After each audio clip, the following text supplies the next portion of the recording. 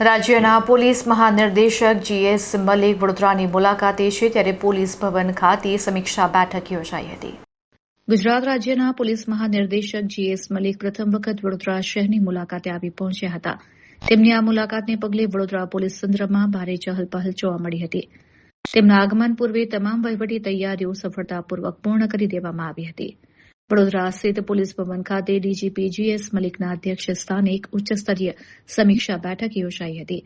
આ મહત્વપૂર્ણ બેઠકમાં વડોદરા શહેર પોલીસ કમિશનર નરસિંહા કુમાર સહિત પોલીસ વિભાગના ઉચ્ચ અધિકારીઓ ખાસ હાજર રહ્યા હતા।